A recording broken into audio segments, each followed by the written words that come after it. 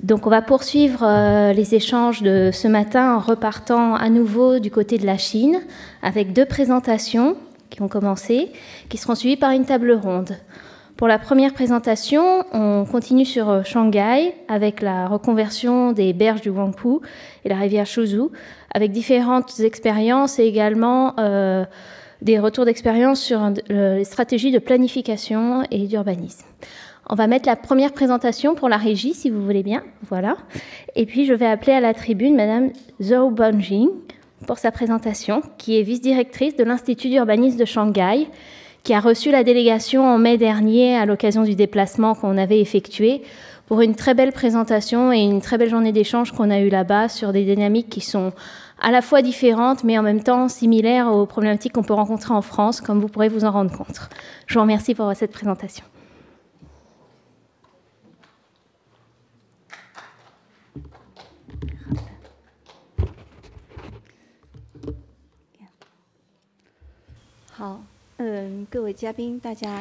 Chers invités, bonjour à toutes et à tous.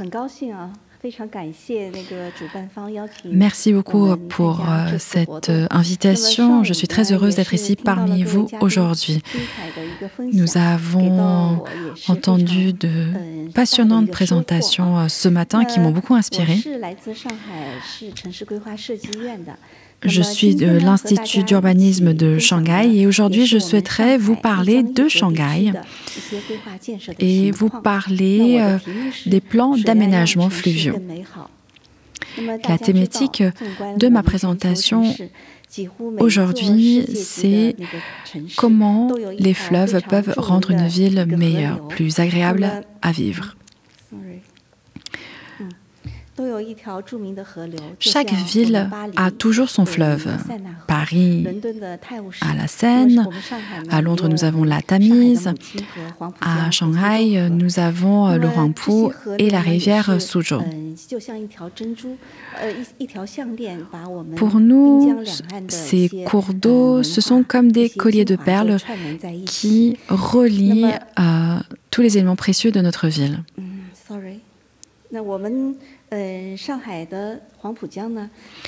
Le Huangpu à Shanghai a connu toutes les transformations de Shanghai depuis plusieurs centaines d'années. Shanghai était auparavant un village de pêcheurs et aujourd'hui c'est une ville qui est devenue une grande métropole internationale. Et donc le Huangpu a été vraiment le témoin de la transformation de la ville.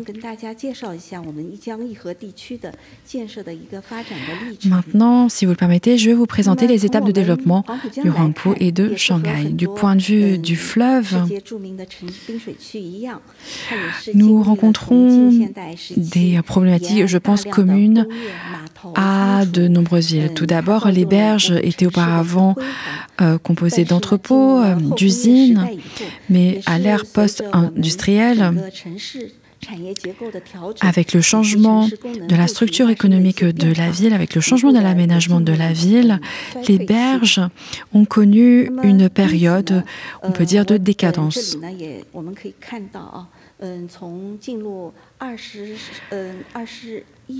À partir du début du XXIe siècle, la municipalité de Shanghai a lancé un plan d'aménagement global des berges du Huangpu pour rendre le fleuve au peuple, aux citoyens de Shanghai. L'objectif était de transformer ces berges qui auparavant étaient dédiées à la production en un espace au service de ses habitants. Au cours du XXe siècle, il y avait beaucoup d'entrepôts que nous avons ensuite dépris pour réaménager ces espaces. Durant la deuxième étape de réaménagement, c'était la période où nous préparions Shanghai à l'exposition universelle.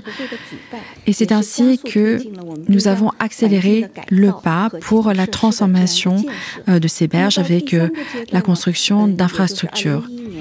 À partir de 2011 jusqu'en 2015, nous étions dans cette troisième étape de réaménagement en ajoutant des nouvelles fonctionnalités aux berges. Nos collègues de Tongji le savent très bien, mais depuis 2016, nous avons donc un plan d'aménagement sur 45 km du fleuve. L'objectif est vraiment de créer une zone sans entrave pour relier l'ensemble des quartiers de Shanghai avec des fonctionnalités complètes au service de ses habitants.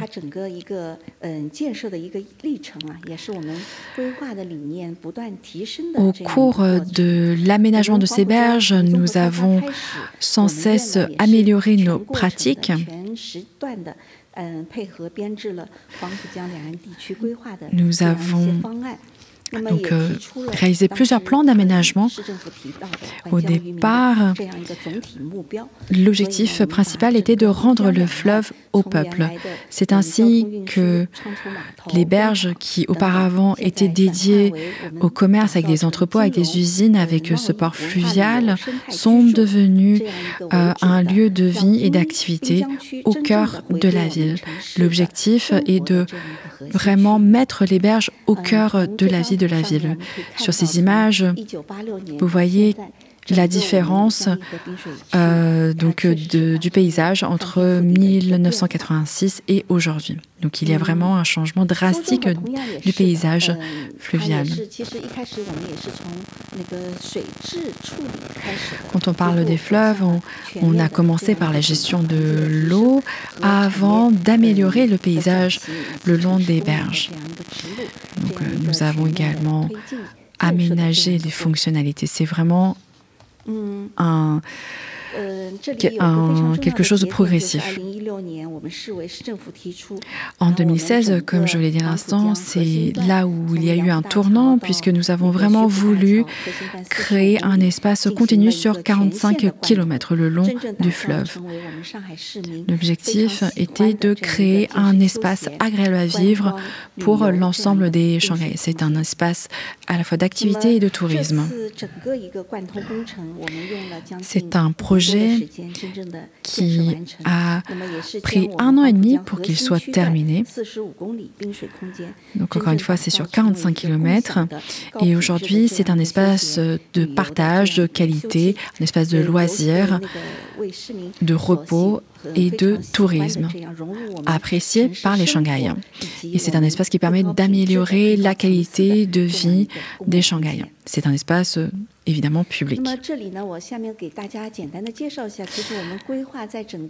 Au cours de ce projet d'aménagement, nous avons appliqué des concepts d'aménagement donc extrêmement important. Alors, il y avait plusieurs stratégies. Tout d'abord, à partir de 2016, il y avait vraiment cette idée de créer un espace sans entrave. Et donc, à travers différents moyens, nous avons tenté de relier les différents espaces. Auparavant, le long des rives, il y avait des bâtiments qui coupaient les berges, il y avait des entrepôts, des bâtiments publics et les espaces qu'on pouvait considérer comme fermés, nous les avons ouverts et à travers des aménagements très précis, nous avons voulu créer vraiment des liens entre tous les espaces. Alors évidemment, c'est un espace qui reste relativement limité, donc nous avons voulu vraiment maximiser son utilisation. Il y a des espaces qui étaient dits passifs, inutilisés, Donc nous avons fait en sorte qu'il soit vraiment pleinement utilisé, par exemple en créant des espaces paysagers, en créant des voies de promenade pour qu'ils puissent être utilisés par les habitants. Donc il y a des voies de promenade, des voies de course, des voies cyclables. Donc il y a 3 types de voies différentes le long des berges et qui traversent effectivement toute la ville le long du fleuve. Cela répond donc à différents besoins des Shanghaïens.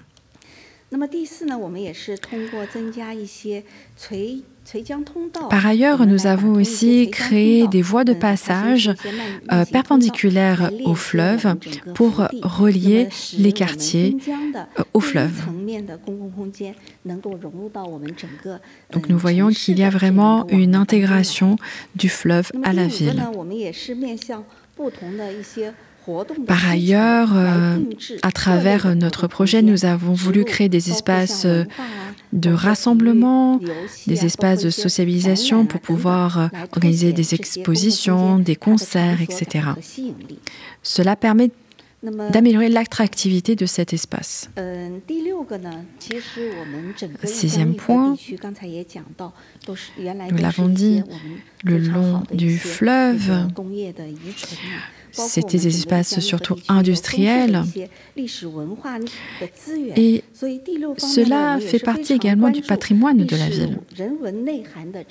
Et nous avons voulu mettre en valeur ce patrimoine culturel.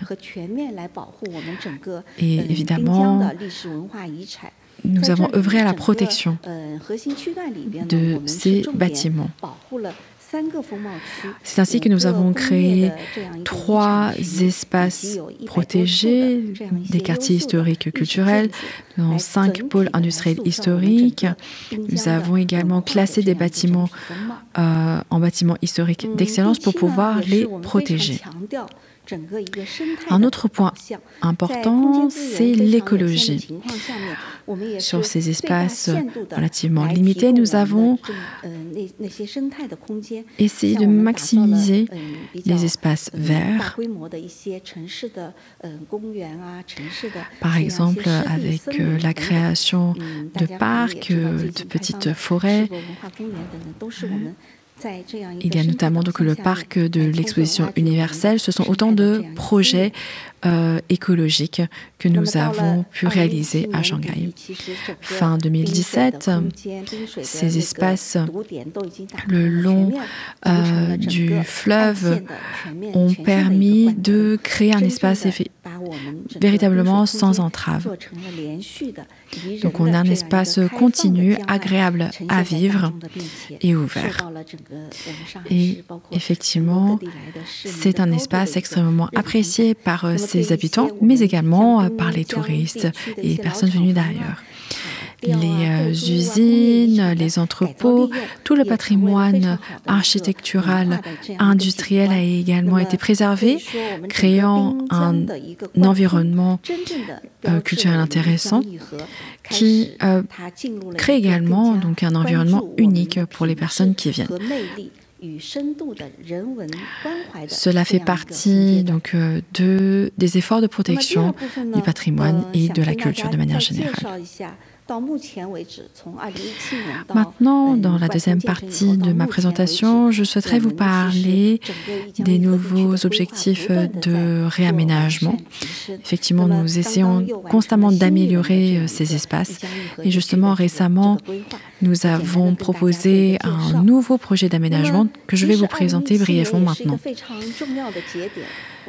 L'année 2017 a été une année importante puisque nous avons pu voir valider notre plan de Shanghai 2035 et l'objectif était de créer donc un espace à 3 volets, donc un espace d'innovation, un espace donc culture et un espace vert. Et donc, nous nous sommes plongés dans de nouvelles réflexions pour aménager ces espaces. Et donc, armé de ce grand objectif, nous avons voulu donc créer une ville vraiment à rayonnement international. Alors, le Huangpu est un très grand fleuve comparé à la rivière Suzhou. C'est un fleuve emblématique de la ville. Et on peut dire que le Huangpu est un petit peu notre salon d'accueil. En revanche, la rivière Suzhou est plus proche de ses habitants et donc nous avons voulu mettre davantage en valeur son côté peut-être plus intime. C'est vraiment le modèle d'un quartier agréable à vivre, au cœur d'une métropole.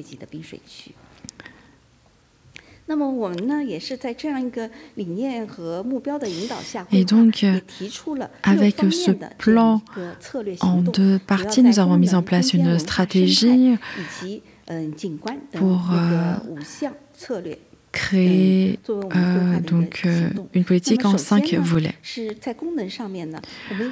En termes de fonctionnalité, nous avons voulu créer un espace multifonctionnel au cœur de la ville, avec donc des espaces dédiés à la culture, au commerce, aux activités de services, au tourisme. Et nous avons voulu vraiment créer un espace multifonctionnel, superposé. Et nous avons voulu également améliorer toutes les activités pour pouvoir mieux innover. Par ailleurs, nous avons créé une zone culturelle. Il y a eu notamment l'exposition universelle. Et nous avons voulu créer 3 grands espaces culturels. Par ailleurs, nous avons pour objectif d'améliorer l'image des berges du fleuve pour encore plus renforcer l'image de marque de Shanghai. Nous avons également pour objectif de créer un espace dynamique qui soit relié au quartier de la ville.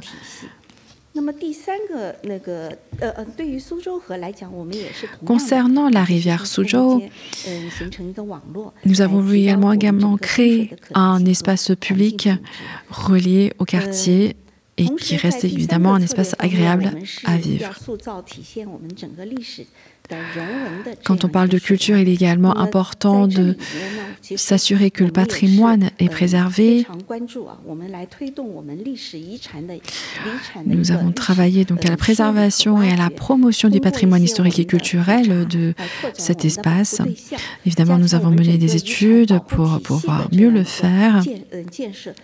Nous avons mis en place tout un ensemble de politiques et ce sont des politiques qui prennent également en compte l'articulation entre le bâti et la nature.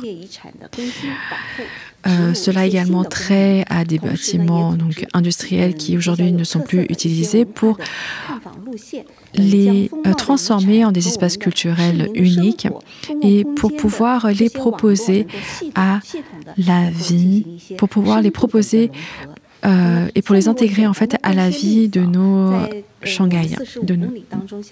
Par exemple,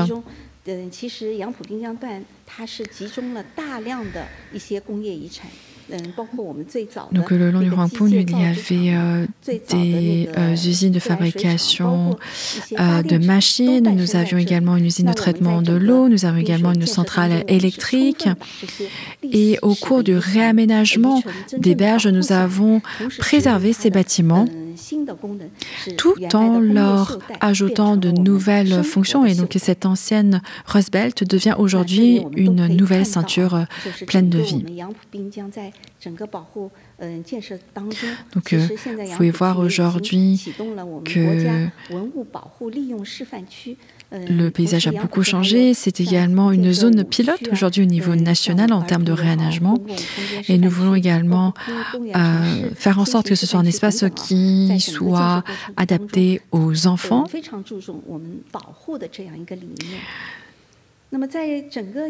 et accessible aux personnes handicapées. Alors, je l'ai dit à l'instant, il y a beaucoup de bâtiments anciens, des bâtiments historiques, comme par exemple des usines. Et donc, tout ce patrimoine industriel a une esthétique particulière qui, intégrée vraiment au style de Shanghai, vraiment crée un style unique à la ville. Et donc, tout cela est intégré à cette zone des 3 voies dont je vous ai parlé à l'instant pour pouvoir accueillir les habitants de la ville et les invités du monde entier. Tout à l'heure, je vous ai parlé donc d'usines. Il y a notamment donc une filature de coton que nous avons réaménagée. Et c'est à travers ce type de méthode que nous arrivons à préserver ce bâtiment tout en le réactualisant. Je pense qu'effectivement, ce sont des bâtiments qui ont un style architectural unique qu'il nous faut préserver. Donc nous avons préservé son aspect et nous avons réaménagé l'intérieur pour qu'il y ait de nouvelles fonctionnalités.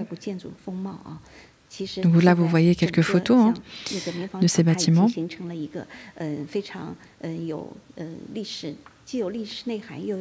Donc c'est un bâtiment, certes ancienne filature de coton, mais qui a des fonctions tout à fait modernes.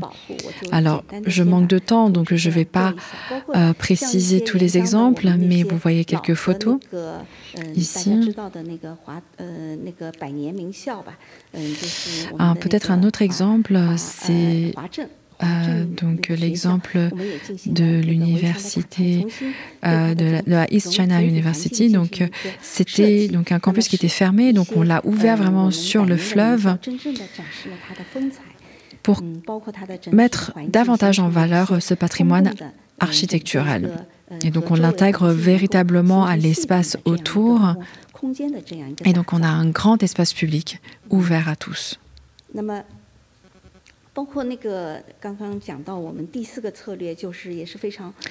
Je l'ai évoqué tout à l'heure, il est très important de créer un équilibre entre la nature et la ville, et c'est ainsi que nous avons créé des couloirs verts, des espaces verts, pour créer un écosystème équilibré.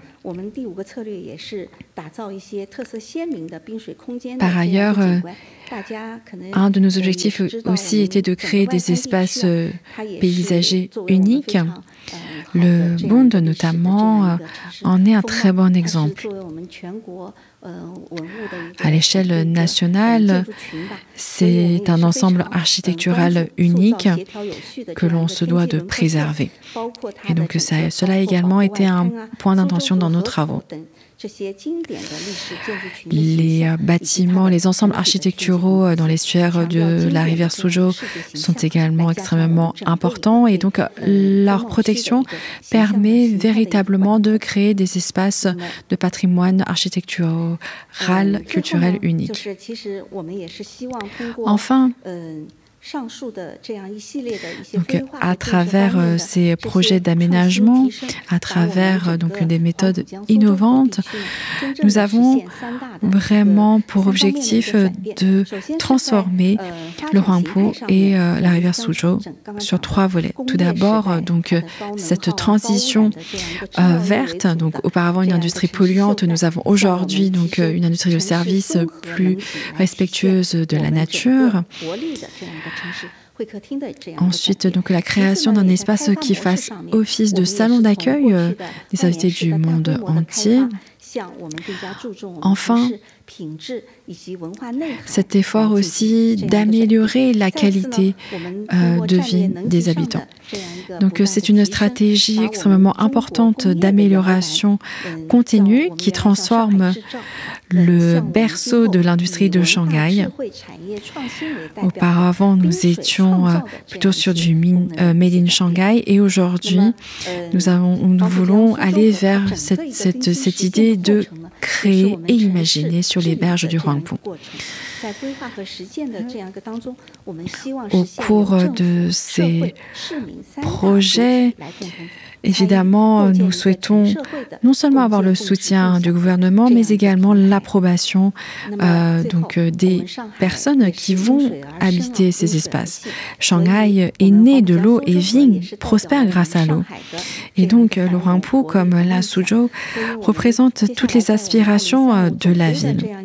Et donc, dans notre plan pour 2035, nous allons continuer à œuvrer pour le renforcement de l'image de la ville de Shanghai comme étant une ville fluviale. Et à travers les aménagements des berges, nous souhaitons que la ville de Shanghai puisse encore briller plus fort sur la scène internationale. Voilà ma présentation. Merci beaucoup. Merci pour le partage de cette expérience de reconquête des berges très ambitieuse. On le voit à grande échelle. 45 km en moins de 2 ans de travaux, ça nous laisse un peu songeurs, mais en même temps, pas mal de retours d'expérience sur des réemplois de bâtiments industriels qui seraient intéressants de continuer à explorer. Pour la présentation suivante, je vais appeler Hu Lizhu, qui est ingénieur en chef à l'Institut d'urbanisme et de design de Tongti. Je ne sais pas si... Ah, parfait. Est-ce qu'on peut avoir la deuxième présentation? C'est une présentation qui est donc sur le patrimoine lacustre, où à nouveau, on va voir au niveau urbanisme comment vont s'articuler les zones bâties et les zones d'espace agricole et leur évolution le long des berges du lac. Merci. Bonjour. 大家好，c'est la deuxième fois que je viens à la Cité de l'Architecture et je suis ravie de pouvoir partager avec vous le résultat de nos travaux. Aujourd'hui, je vais vous parler du cas de Dali dans la province de Yunnan. La province de Yunnan est connue pour ses paysages naturels d'une grande beauté. C'est une région avec un paysage très escarpé. Alors, il faut savoir que la Chine est sur le plateau, sur la plaque eurasiatique à l'est. Et donc la zone du Yunnan est également accolée à la plaque indienne. Et donc du fait de la tectonique des plaques, effectivement, nous avons sur place un paysage extrêmement vallonné, escarpé. Nous pouvons parler donc de deux zones, d'une partie ouest, sud-ouest, très montagneuse. Et justement, donc c'est une région qui abrite donc un patrimoine naturel mondial. Au nord-est, nous avons donc plutôt des plateaux avec des bassins, avec des lacs. Donc ici, vous voyez les points bleus, ce sont des lacs, il y en a 9 au total. Et donc, ils sont vraiment dans donc, cette partie à droite de cette région. Les lacs des plateaux de Yunnan ont été créés par la tectonique des plaques. Alors évidemment, l'érosion par l'eau, par les fleuves a également joué. Il y a également d'autres phénomènes géologiques qui ont joué dans la création de ces lacs, mais globalement, il y a beaucoup de points de similitude entre les différents lacs dans cette région. Vous voyez qu'il y a plusieurs ensembles de lacs. Nous avons ici à droite donc un ensemble de lacs donc autour de la ville de Kunming. On parle du groupe central. Ensuite, nous avons un autre groupe de lacs au nord-ouest. Au cours de l'histoire de la formation de ces lacs, évidemment, il y a aussi donc un changement du paysage autour, des plateaux, etc. Et au cours des 4000 ans d'histoire de l'homme, du fait de la formation de ces lacs, il y a également eu des installations de communautés humaines autour. Alors vous voyez autour de la ville de Kunming, il y a différents lacs, vous en voyez la répartition. Il y a également donc, la ville de Tonghai au sud, je vais vous en parler d'ailleurs. Donc on est à côté du lac Tsilu. Ici, nous voyons donc l'ensemble autour de la ville de Dali. Donc, Dali est en bas à droite, à côté du lac Eurhai. Je vais d'ailleurs vous parler de la ville de Dali tout à l'heure. Alors, ces lacs sont répartis sur tout le plateau de Yunnan. Ils sont peut-être loin les uns des autres, mais il y a des similitudes. Il y a 10 000 ans, il y a eu donc la période glaciaire de Dali. À l'époque, le niveau de l'eau de ces lacs était extrêmement bas, bien plus bas qu'aujourd'hui. Mais 5000 ans plus tard, donc il y a 5000 ans, du fait de la fonte des glaces, ces lacs ont été donc alimentés fortement en eau. Ainsi, il y avait seulement que quelques petites bandes très étroites de terre sur lesquelles les hommes pouvaient s'installer. Puis, arrivé à 3000 ans auparavant, le niveau de l'eau a baissé avec davantage de surface plane. Les hommes se sont donc installés dans ces zones-là. Et depuis, le niveau de l'eau n'a cessé de descendre donc jusqu'au XIIIe siècle, sous les Yuan, sous les Mongols. Là a eu lieu une révolution de l'eau. Et cela a un lien avec l'utilisation plus importante de la poudre. En effet, grâce à la poudre, on a donc aménagé certaines zones qui n'étaient pas forcément accessibles et cela a finalement aggravé donc la baisse du niveau de l'eau des lacs, mais cela a créé de nouveaux espaces propices à l'agriculture.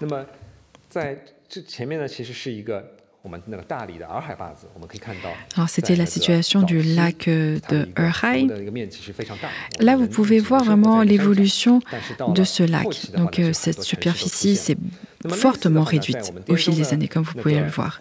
C'est le cas pour le lac Tsilu ou le lac Dianxi. Alors, de manière générale, donc, tous ces lacs sont devenus de plus en plus petits et sont devenus de plus en plus superficiels.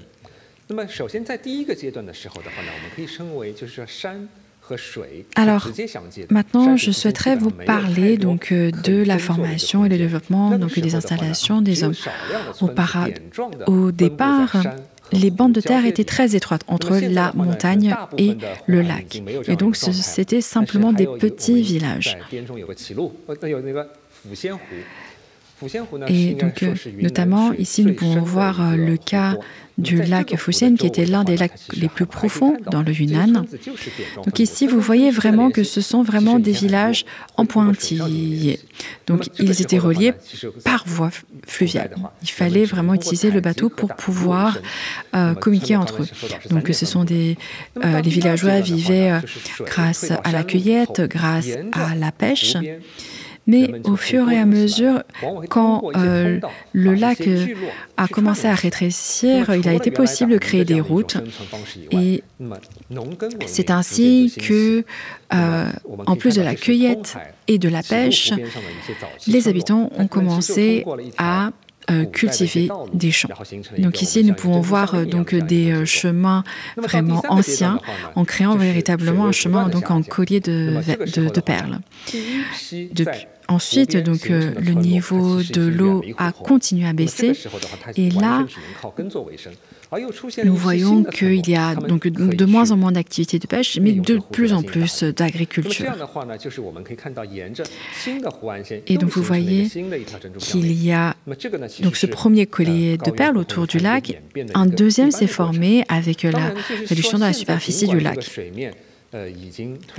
Alors même si le niveau de l'eau a baissé, il y a beaucoup de villages et de noms de villages qui sont très liés à l'eau.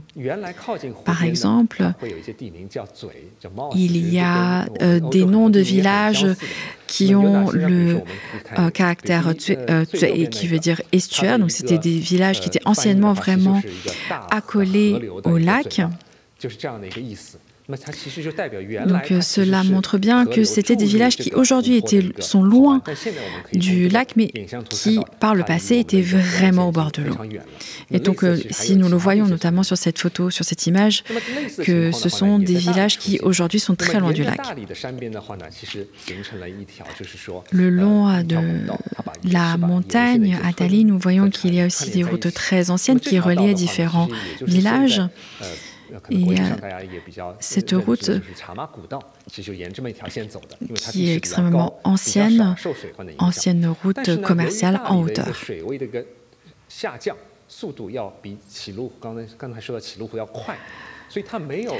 La baisse du niveau de l'eau de ce lac a été plus rapide que le lac Qielu. Et aujourd'hui, nous voyons donc cette nouvelle rangée de villages qui est extrêmement éloignée des anciens villages.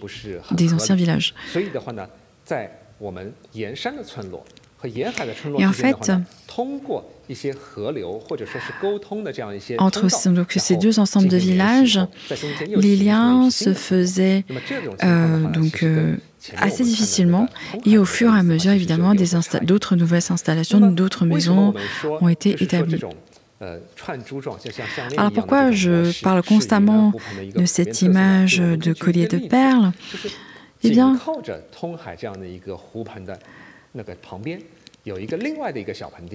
à côté donc, du lac, il y a un autre bassin, mais où il n'y a pas de lac, il n'y a pas d'eau.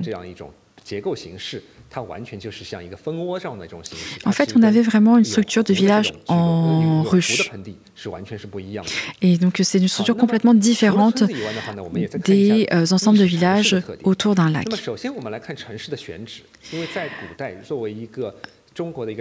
Dans l'Antiquité, pour une ville, il était nécessaire d'avoir suffisamment de champs de culture pour nourrir toute la population.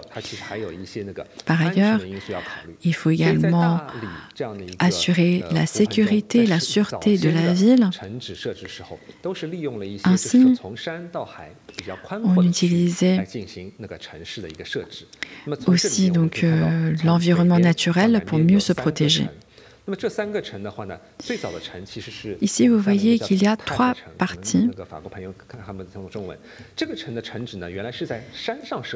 Auparavant, nous avions donc un village vraiment au niveau de la montagne,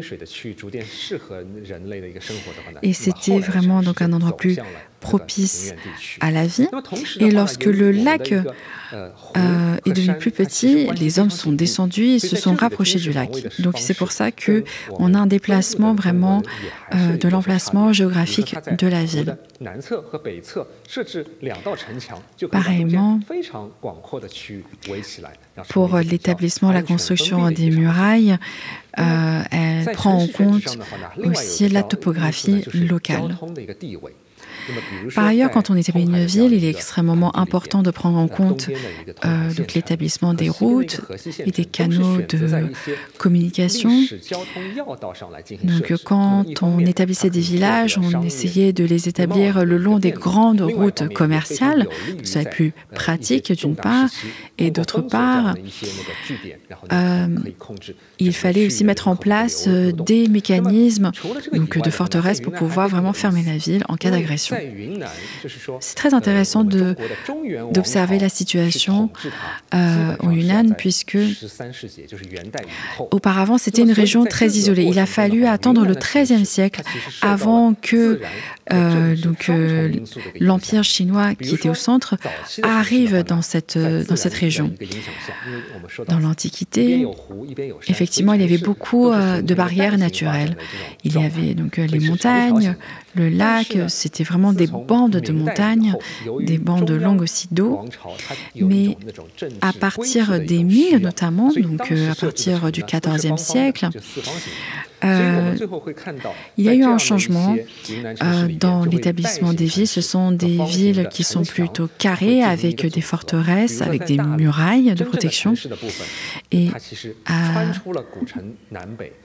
Dali, donc ce type d'infrastructure a commencé à apparaître. À Tonghai, il y avait pour certaines villes donc des formations plus particulières. On avait notamment des villes qui étaient accolées au lac, donc de ce côté-là, il n'y avait pas besoin de murailles. Et sur les trois autres faces de la ville, il fallait construire des murailles.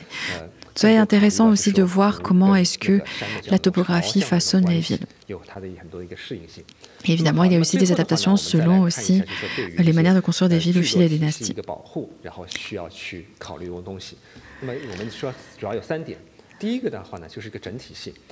Alors, quand on parle de l'établissement de villages, il est important de voir cela de manière globale, de voir comment est-ce que la montagne, la ville et l'eau se coordonnent. Et lorsque nous voulons les protéger, il faut vraiment prendre en place ces différents éléments.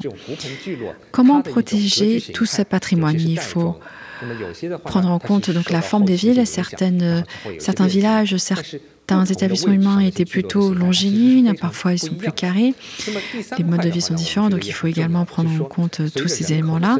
Enfin, avec l'augmentation de la population dans certaines régions, il faut également prendre en compte leurs besoins. Il faut créer des couloirs de communication.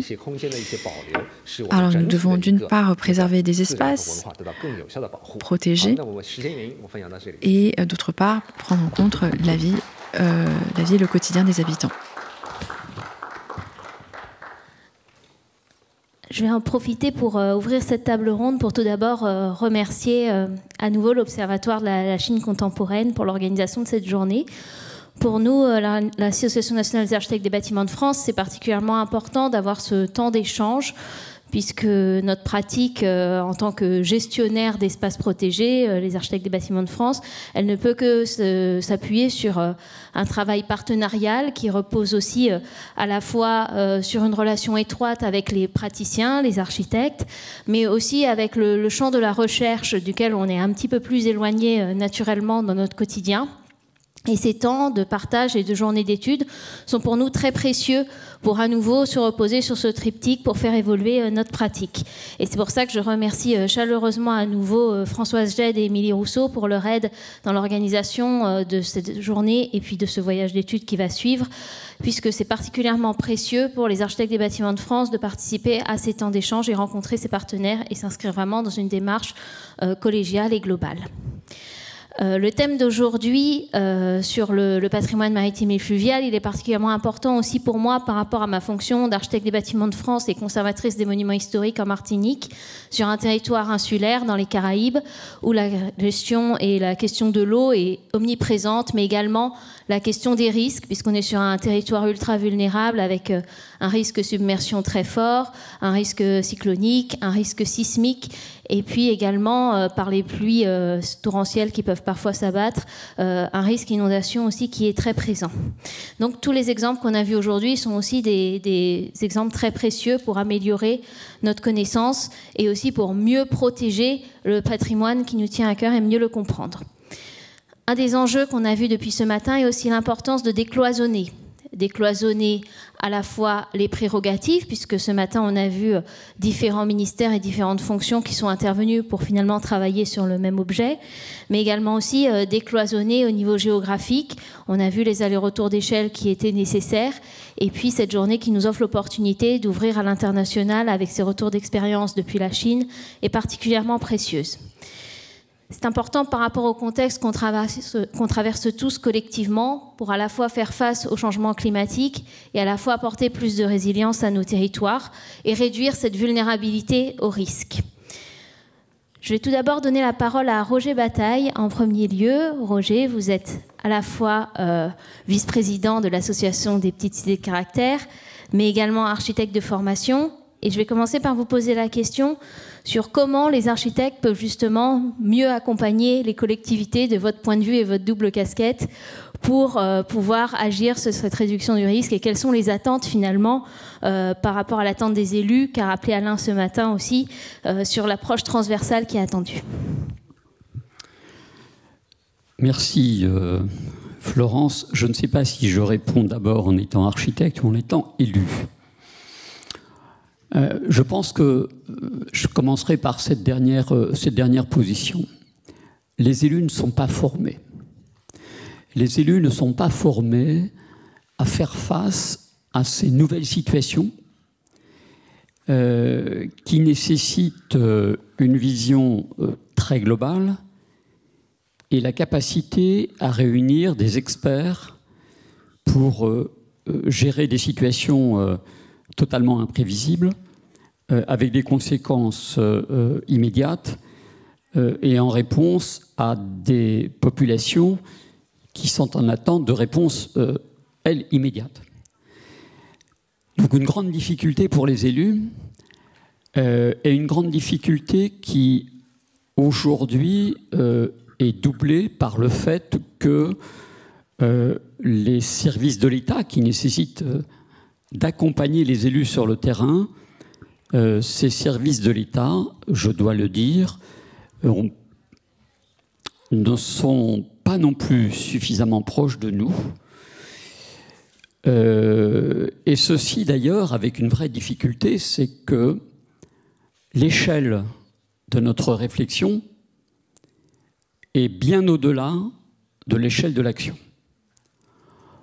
On le sait très bien, les sujets environnementaux que nous devons aborder aujourd'hui ne peuvent pas se résoudre, et ça a été dit à plusieurs reprises, à l'échelle de nos communes, ni à l'échelle de nos communautés de communes, mais à une échelle beaucoup plus large.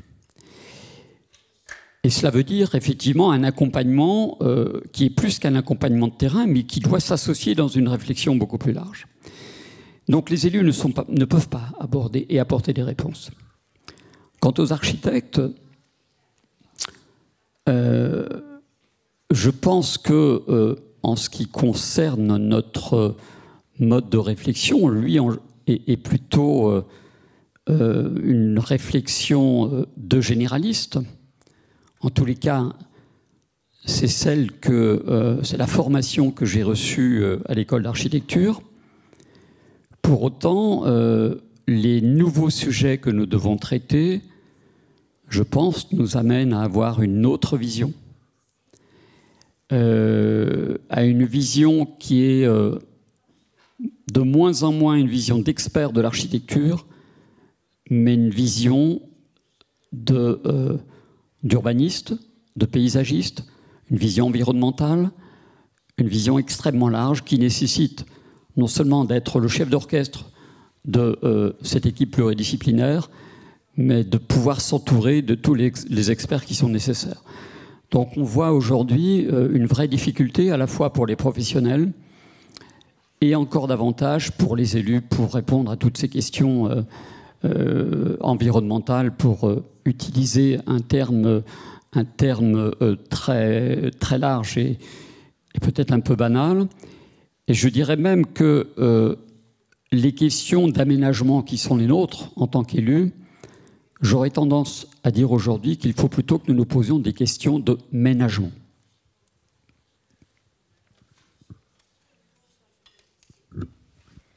Merci pour ce retour. Donc on retient l'approche pluridisciplinaire qui est nécessaire, et je vais me tourner vers vous, Monsieur Lou Yongti, pour vous poser une question au regard justement de cette pluridisciplinarité.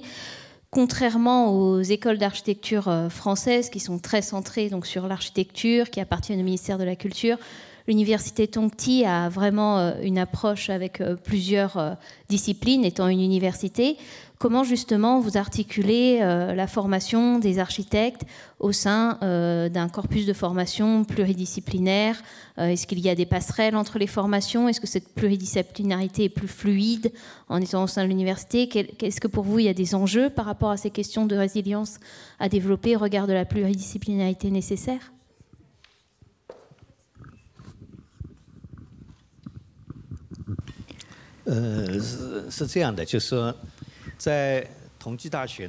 À l'université de Tongji, nous avons effectivement 30 instituts, 34 même.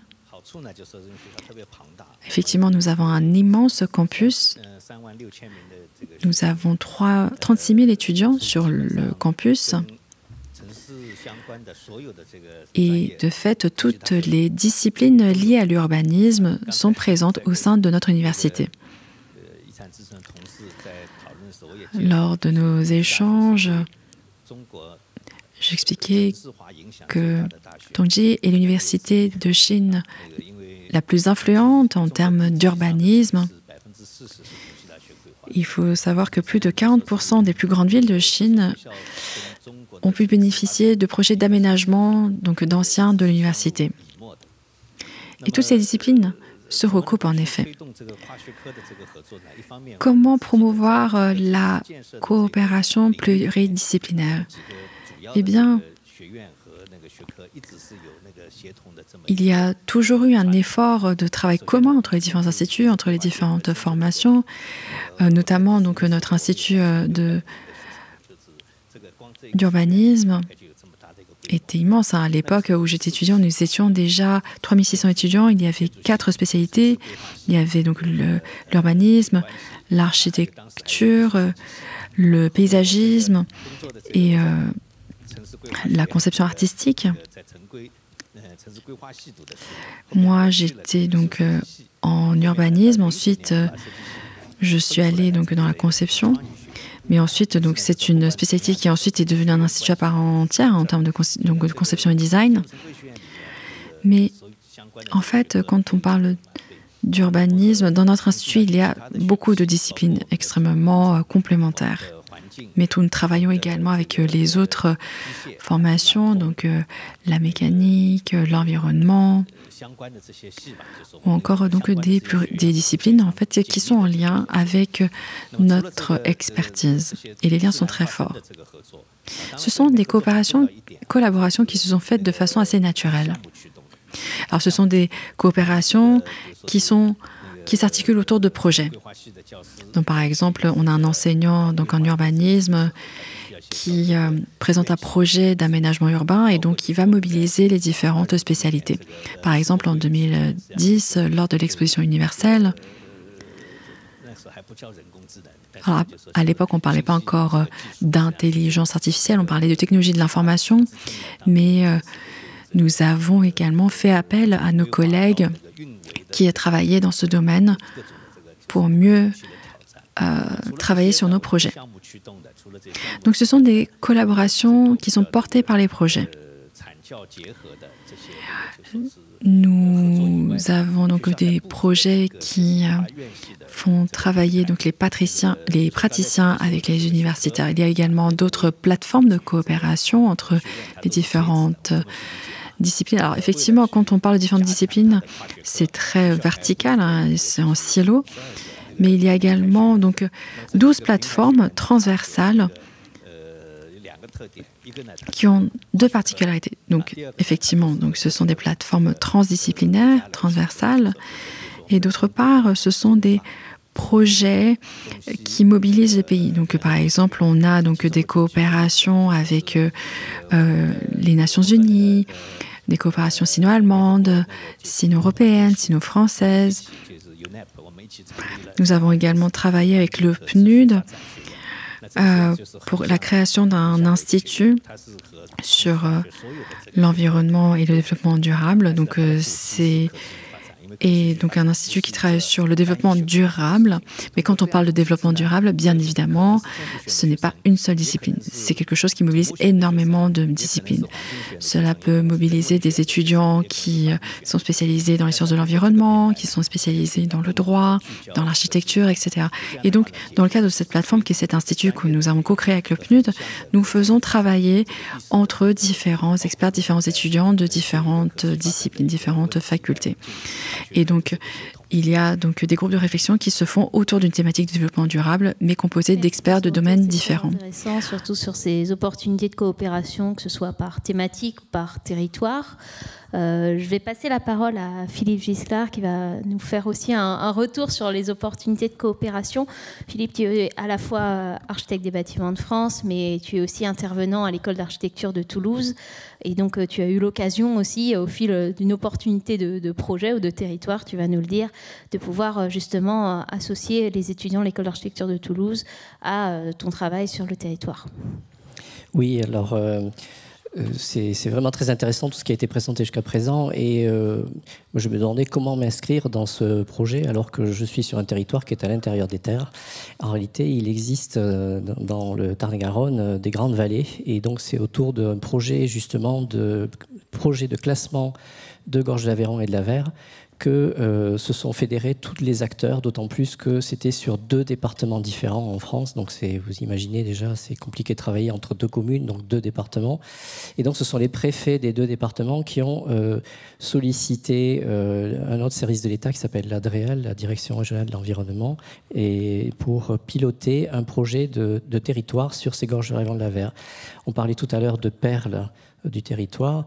Donc c'est un petit peu ça, ces Gorges de l'Aveyron et de l'Avers, elles viennent scander comme ça des très beaux hameaux médiévaux que sont Caylus, Saint-Antonin, Moricourt, Bruniquel. Et ce sont ces Gorges de l'Aveyron et de l'Avers qui ont été l'opportunité justement de transcender les frontières, comme le disait Shaoyong tout à l'heure, pour un projet commun qui a permis de faire émerger des actions territoriales. Et ce projet, il a été mené par des interventions sur le terrain qui ont associé à la fois le pays Midi-Quercy, les élus, les habitants, le conseil d'architecture, d'urbanisme et d'environnement, la direction départementale des territoires avec son service d'aménagement du territoire qui a la chance d'être dirigé par une architecte urbaniste de l'État, et l'unité départementale d'architecture du patrimoine, évidemment. Voilà.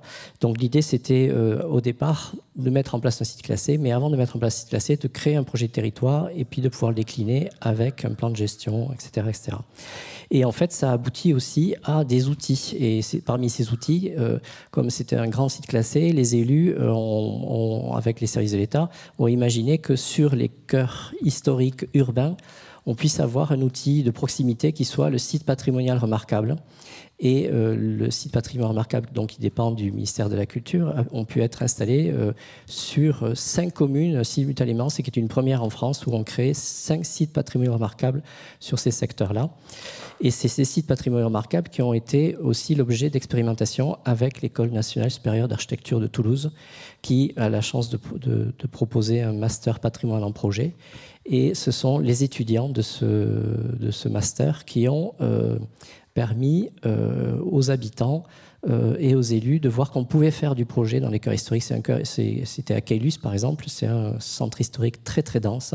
Et donc l'idée, c'était d'analyser, de revenir à la ressource patrimoniale et de regarder comment on pouvait justement retrouver des cours, des jardins, des balcons, etc. pour redonner envie d'habiter ces cœurs historiques qui sont tellement denses qu'ils sont un peu délaissés, d'autant plus qu'on est dans une métropolisation qui a exacerbé les déplacements vers l'extérieur et donc les centres anciens sont un peu délaissés.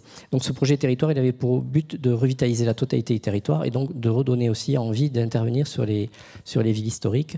Et dans le cadre de Petites Villes de demain, la présentation de ces travaux d'étudiants dans le cadre de Journées du patrimoine et aussi, on est en plein en ce moment dans les Journées nationales de l'architecture, ont permis de redonner envie de faire, parce que les habitants souvent ils se disent on est un espace protégé, on ne peut rien faire. Eh bien non, là, quand c'est des jeunes en plus qui les représentent, ça leur donne envie de faire.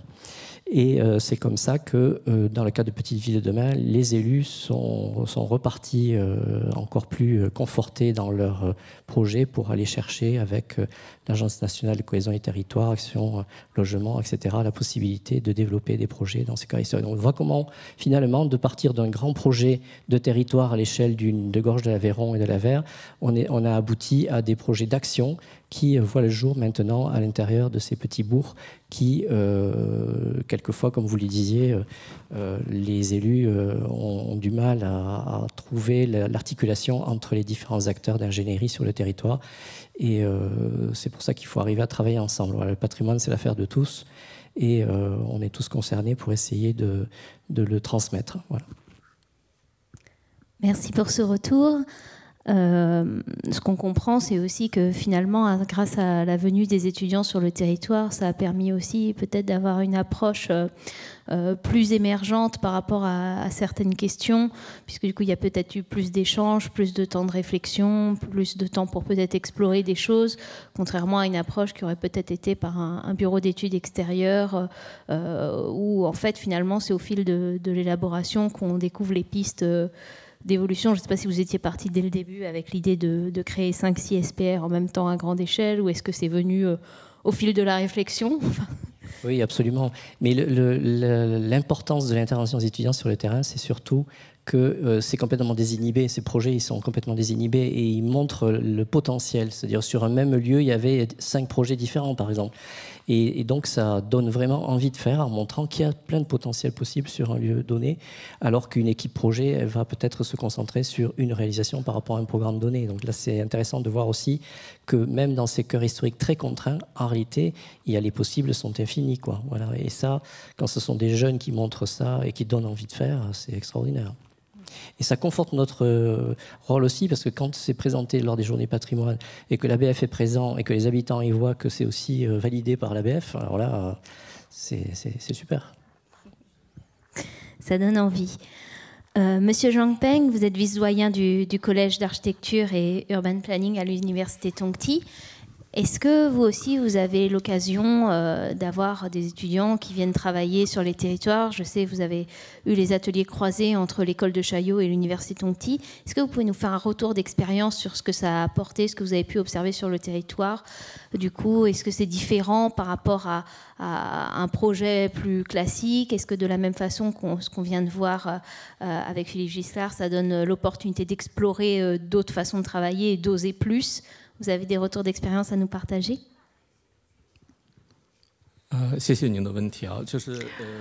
Merci beaucoup pour votre question. J'ai participé à 3 des 4 projets de coopération avec l'école Chaillot et j'ai beaucoup appris. En effet, chacun a des profils différents, nous sommes confrontés à des patrimoines différents, mais il y a un point de similitude. C'est notre connaissance du patrimoine et notre manière de procéder, nos méthodes de travail sont assez proches. Les concepts de protection du patrimoine sont également très proches. Et donc, il y a eu 4 projets de coopération avec l'école de Chaillot et donc sur 25 ans. Et je pense que nous avons tous beaucoup appris au fil de ces années, surtout nos étudiants de Tongti. De fait, les étudiants de Chaillot sont souvent des architectes déjà expérimentés. En revanche, les étudiants de Tongti sont plus jeunes, ils ont 23-24 ans et sont moins expérimentés que leurs homologues français. Et au cours de ces projets, que ce soit nos étudiants ou même moi-même, nous avons beaucoup appris de nos échanges. Ces projets de conception permettent de former nos étudiants en doctorat. Nous avons notamment une spécialité qui porte sur la protection des patrimoines. Et nous avons un projet justement qui porte sur une partie du Bund à Shanghai. Alors, je suis également architecte de formation, donc j'ai participé à des projets de rénovation et de protection. Et aujourd'hui, effectivement, les étudiants sont peut-être moins contraints. Et quand ils vont sur le terrain, c'est également plus simple pour eux d'aller échanger avec les habitants. Et à cela, ils couplent tout cela avec leurs cours, leur connaissance de l'histoire, leurs travaux de recherche sur le patrimoine.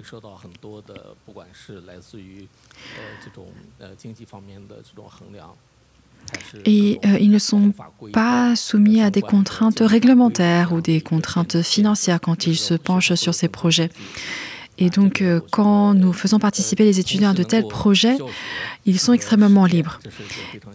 Et je trouve qu'apprendre par la théorie et par la pratique, c'est vraiment la façon idéale d'apprendre et de se former. Cette approche globale entre pratique, recherche et puis gestionnaire d'espaces protégés. La venue d'étudiants, notamment à travers ces projets croisés, permet finalement d'avoir une plus grande liberté d'expérimenter. Et je trouve que c'est assez précieux. Dans la même ouverture sur la liberté d'expérimenter, Monsieur Bruno Marmiroli, vous êtes directeur de la mission Val-de-Loire. Donc le Val-de-Loire qui est reconnu au titre de l'UNESCO, l'UNESCO étant rentré relativement récemment dans le droit français, vous avez justement, j'imagine, une certaine liberté d'expérimenter certaines choses. Est-ce que de votre côté et de votre position, vous avez aussi des expérimentations à nous partager, notamment avec les habitants? Est-ce que vous travaillez aussi avec des écoles dans le Val-de-Loire? Vous avez des choses à nous dire sur ce sujet? Oui, merci. Alors effectivement, l'inscription date de 2000, donc on va bientôt fêter les 25 ans d'inscription, mais effectivement l'inscription, comme vous le rappeliez, l'inscription dans le droit français est assez récente. Pour autant, le récit institutionnel qui a accompagné l'inscription est lui plus ancien. Il a bénéficié d'une certaine dynamique, mais comme tous les récits institutionnels, il a aussi, dans une certaine mesure, une trajectoire qui échappe un peu aux communautés locales, parce que les communautés locales, et en ce moment plus que jamais, puisque la loi remonte, les communautés locales sont soumises finalement à des contextes techniques, spatiaux, quotidiens, etc., qui ne sont pas forcément toujours reliés effectivement à la conscience de la valeur universelle exceptionnelle du territoire dans lequel ils vivent. Et l'enjeu a été, depuis quelques années, effectivement, de continuer à pousser ce qui figure dans les statuts de la mission, c'est-à-dire la dimension tout à fait laboratoire, exploratoire, pour voir comment, de ce récit institutionnel, on peut ouvrir un certain nombre de portes pour aller à l'écoute, finalement, de la façon dont des communautés habitantes, plus ou moins jeunes, parfois, effectivement, à travers les universités, les écoles, j'y reviendrai, mais aussi des communautés qui sont constituées sur des champs disciplinaires tout à fait singuliers, comme les pratiques de batellerie, par exemple, s'emparent de ce sujet, ont une conscience tout à fait fine et aiguë de la qualité des paysages dans lesquels ils vivent, sans pour autant se référer systématiquement à cette valeur un peu surplombante et un peu dominante et parfois un peu écrasante. Voilà. Donc on a mené, et je crois que la crise sanitaire n'y est pas pour rien, on a mené des expériences qui s'appellent des escales, où on est allé faire positionner des dispositifs d'accueil, d'écoute, un peu comme un grand campement sur les bords de Loire. Nous, juste pour contextualiser un peu, le bien, c'est 300 km de linéaire fluvial, donc c'est très difficile d'être à la fois d'être très présent sur ce territoire, une petite équipe, et donc l'idée d'une itinérance nous semblait assez intéressante pour partir à la rencontre et collecter des récits qui, dans une certaine mesure, mis bout à bout, articulés, faisaient aussi finalement office de récits complémentaires ou de récits tout à fait valables et dignes d'être accueillis au sein du grand récit commun dans lequel, effectivement, figurait en premier lieu le récit institutionnel. Donc c'est ces dispositifs-là qui nous ont permis de partir à l'écoute des singularités des communautés habitantes, dont certaines, et là je fais référence à l'actualité, donc certaines sont tout à fait en ce moment soumises aux aléas des crues. puisque certains territoires sont habités malgré le fait qu'ils soient submersibles. Et donc actuellement, et vous le verrez pour celles et ceux qui vont accompagner la délégation, la Loire a atteint des niveaux assez exceptionnels depuis 48 heures, va continuer de monter, et donc on va voir un territoire où les habitants ont dû, malgré finalement une carence un peu quand même des techniques des services de l'État, s'adapter. Donc il y a une île à Chalonnes-sur-Loire qui est la porte de sortie du périmètre UNESCO, qui est particulièrement soumise à ça. C'est une île totalement submersible où les habitants, par défaut finalement d'accompagnement technique, ont inventé un savoir-faire qu'ils se transmettent entre eux. À chaque fois qu'il y a des nouveaux habitants sur cette île, ils se transmettent une façon d'être vis-à-vis de la crue, c'est-à-dire une façon non pas d'être paniqué, mais d'articuler une vie locale pour malgré tout faire avec la crue qui monte et puis qui par bonheur finit par partir, et tout ça sans altérer la vie locale, à la condition de considérer que l'expérience du territoire acquise par cette transmission orale a une valeur. Et ça, c'est vraiment le point qu'on a fini par comprendre, c'est que notre niveau d'expertise n'avait de sens qu'enchâssé dans un champ autre qui accueille avec une grande bienveillance les expériences des territoires et les expériences transmises par les habitants. Et c'est, il me semble, la condition finalement du succès de l'adaptation au changement climatique, elle est liée à cet accueil des expériences, des savoir-faire, des savoirs pratiques, vernaculaires, quotidiens, à l'intérieur du champ des savoirs. Et c'est quelque chose sur lequel on travaille de plus en plus avec des universités. On va le voir avec la Maison des sciences de l'homme, avec l'UMR CITER, donc qui est un laboratoire du CNRS, avec finalement des espaces disciplinaires tout à fait techniques et de l'ingénierie lourde, mais qui maintenant accueillent, et j'entendais avec bonheur ce que disait Roger, la nécessité d'élargir finalement le nombre de personnes autour de la table dès lors qu'il va s'agir de penser nos modes d'habiter, de cohabiter finalement avec un ensemble de vivants. Il va falloir accueillir des gens qui effectivement sont issus du territoire et qui savent ou qui ont des choses à nous raconter et qui ne sont pas forcément issus des grandes lignes des institutions. Il va falloir accueillir des écologues, des sociologues, des philosophes, d'autres champs disciplinaires pour essayer de de nous accompagner dans cette nécessité d'adaptation qui, je vous le dis, j'aurais peut-être pas dit la même chose il y a une semaine, mais là est devenue une nécessité qu'on mesure quasiment quotidiennement sur les bords de Loire. On voit finalement dans ce retour qu'on touche aussi à quelque chose qui n'est pas évident pour nous en France, c'est de décloisonner la question du patrimoine matériel avec la question du patrimoine immatériel sur les retours d'expérience, sur les méthodes de construire, la façon d'habiter, la valeur d'usage. Et ça, c'est quelque chose qui n'est pas forcément évident pour nous à appréhender. On est très conditionné sur une approche matérielle. Je sais que l'association des petites cités de caractère a un certain nombre d'expérimentations justement pour retrouver du sens et de l'articulation sur ces approches à travers la construction de récits de territoire. Est-ce que, Roger, tu peux nous en dire un petit peu plus ? Oui, effectivement, cela fait partie de notre démarche. Et quand je disais tout à l'heure, j'évoquais les difficultés que nous avons d'une manière générale dans nos villes.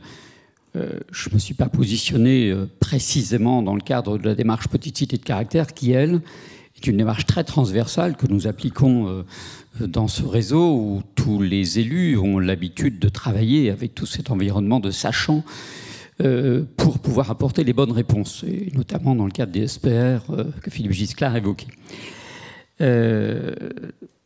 Donc, ces récits sont extrêmement importants. Je crois que si nous voulons réaliser, mais j'en suis convaincu, je pense que vous l'êtes tous, si nous voulons réussir cette évolution de nos cités, si nous voulons réussir les défis qui sont devant nous, en termes environnementaux, comme Bruno l'indiquait notamment, nous ne pourrons pas le faire sans la compréhension, la participation, l'action des habitants de nos territoires.